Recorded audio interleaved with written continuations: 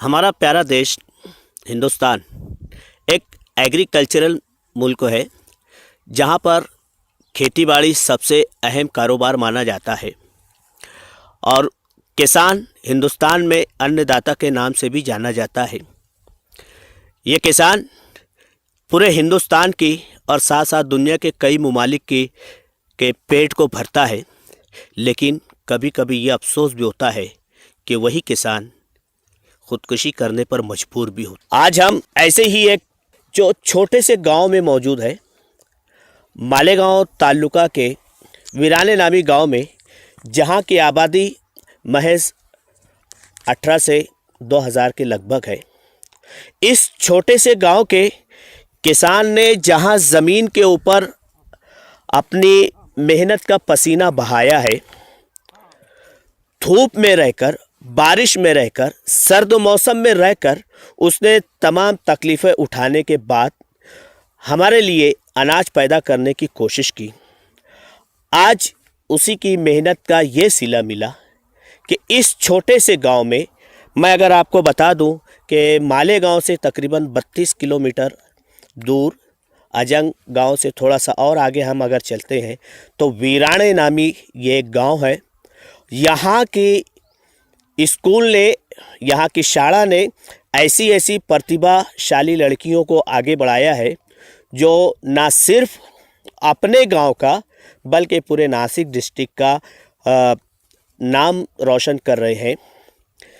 यहाँ पर बेसबॉल की कई खिलाड़ियाँ हैं जिन्होंने नेशनल और इंटरनेशनल लेवल पर पहुंचकर अपनी प्रतिभा का परिचय दिया है।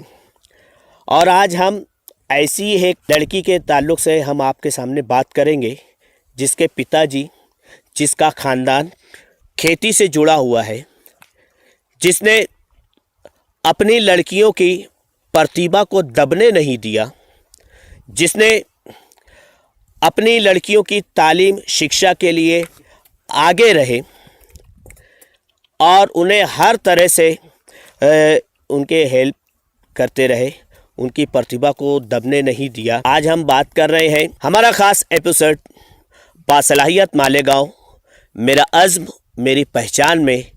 आज हम ऐसी ही खिलाड़ी, ऐसी ही शख्सियत, ऐसी ही व्यक्ति को आपके सामने पेश कर रहे हैं जिसने अपनी प्रतिभा के बल पर न सिर्फ अपने गांव का नाम बल्कि अपने ख़ानदान और अपने मुल्क और अपने ज़िले का भी नाम रोशन किया है। मेरी मुराद Manju Shah.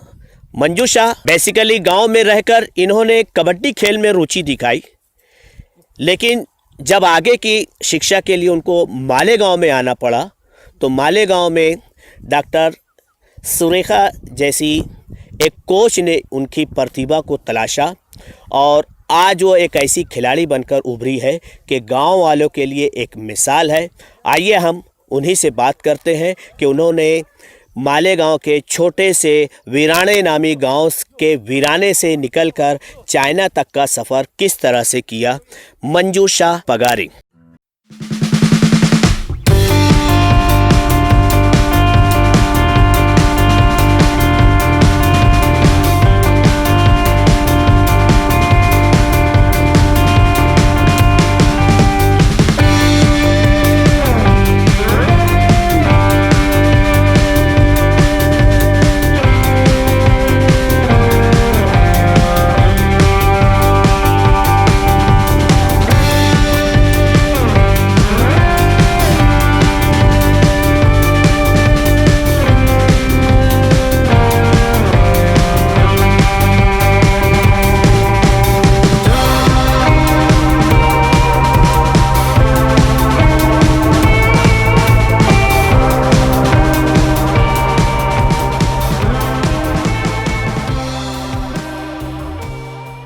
Recite today team जो है अपनी खोज जारी रखे है और ऐसी प्रतिभाशाली खिलाड़ियों को दुनिया के सामने पेश करने की कोशिश की है।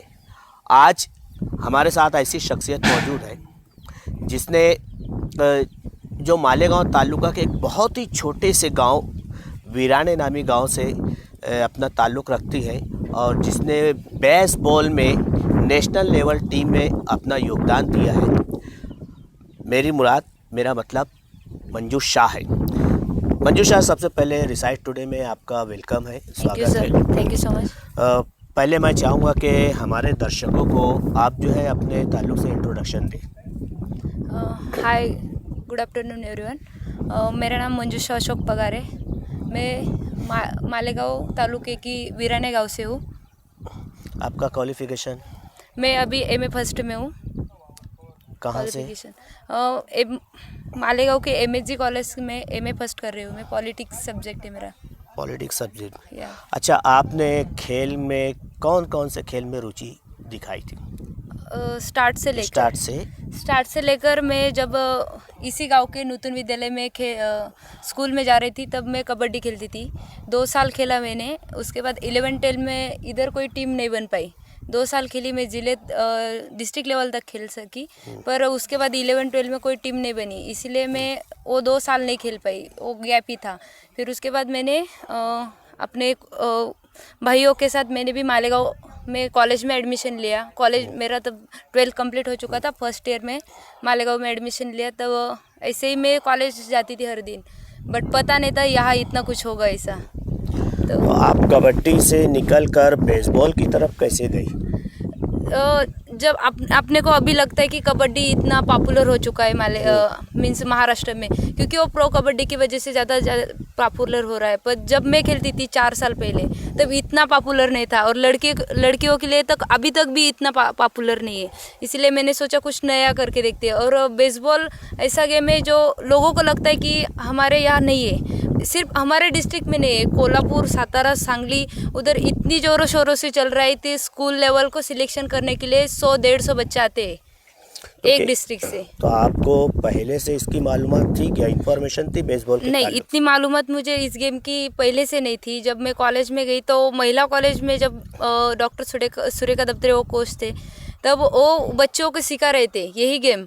तो मैं ऊपर से देखती थी, जब मैं कॉलेज लेक्चर करने जाती थी, खेलने नहीं जाती थी, तो ऊपर से देखा तो ये क्या खेलते हैं, ये तब तक पता नहीं चला। फिर उन्होंने मुझे ग्राउंड पे बुलाया एक दिन, तो आके देख। फिर उसके बाद धीरे धीरे मैं वो गेम सीखने लगी उनके पास।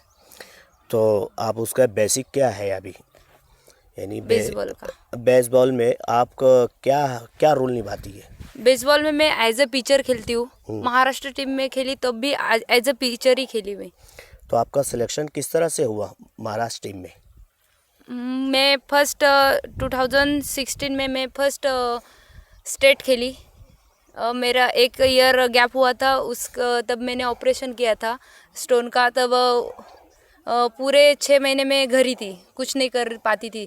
तो उसके बाद मैंने थोड़ा थोड़ा प्रैक्टिस स्टार्ट किया। उसके बाद मैं स्टेट ट्रायल्स को गई, नासिक ट्रायल्स में मैं सिलेक्ट हुई। उसके बाद अमरावती में स्टेट हुए, उसमें मैं नासिक को रिप्रेजेंट किया। पूरी टीम तब नासिक की थी, और आज ऐसी परिस्थिति है कि पूरी टीम मेरे मालेगांव की हो चुकी है। चलिए, हमारे मालेगांव के लिए बड़े फ़ख्र की बात है, गर्व की बात है कि मालेगांव से ऐसी प्रतिभाशाली लड़कियां जो है मालेगांव का, ताल्लुके का, ज़िले का नाम रोशन कर रहे हैं।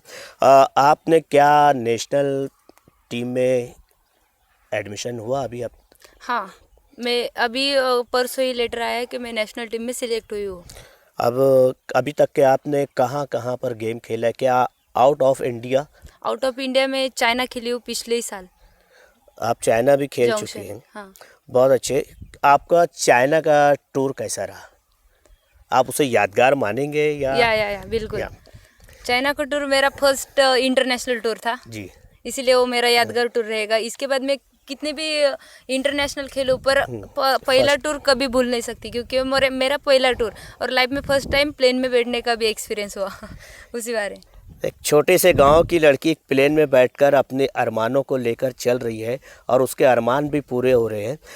आपके जो गेम की रोशना थी, क्या आपके फैमिली ने आपको सपोर्ट किया? या बिल्कुल। अभी तक मेरी फैमिली पूरे सपोर्ट से मेरे पीछे, इसीलिए मैं इतने ऊपर तक खेल और आपके गांव का क्या सपोर्ट रहा?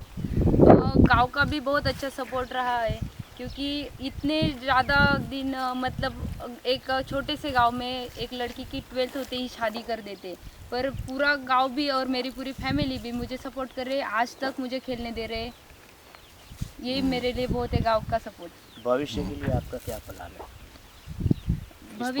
स्पोर्ट्स में? इसी ये इसी को कंटिन्यू करना चाहती हूँ मैं बेसबॉल को। और जब 2020 में इसी साल वर्ल्ड कप है, मेरा पूरा फोकस वही पे, पहले वर्ल्ड कप खेलूँ, उसके बाद मैं सब डिसाइड करूँगी। तो हम हमारे दर्शकों से ये अनुरोध करते हैं कि मंजू शाह के लिए भी आप प्रार्थना कीजिए कि इनका जो ख्वाब है, इनका जो सपना है कि वर्ल्ड कप खेले, वो साकार हो जाए। आपने एक छोटे से गांव से लेकर लेह तक सफ़र किया, चाइना तक सफ़र किया, क्या ये प्रतिभा आप अपने गांव में तलाश करेंगे? यस बिल्कुल सर, मेरा मैं पूरी लाइफ भी मेरे गांव के लिए दे सकूँ तो भी मुझे चलेगा, क्योंकि मैं एक ही हूँ जो मुझे मेरे घर वालों ने भेजा, इसीलिए मैं जा सकी वहाँ तक। पर ऐसे बहुत सारी लड़कियाँ हैं जिनके पास बहुत टैलेंट है, पर वो जा नहीं सकती। जिसके पास टैलेंट है उसे ऊपर ले जाने का काम जरूर करूँगी।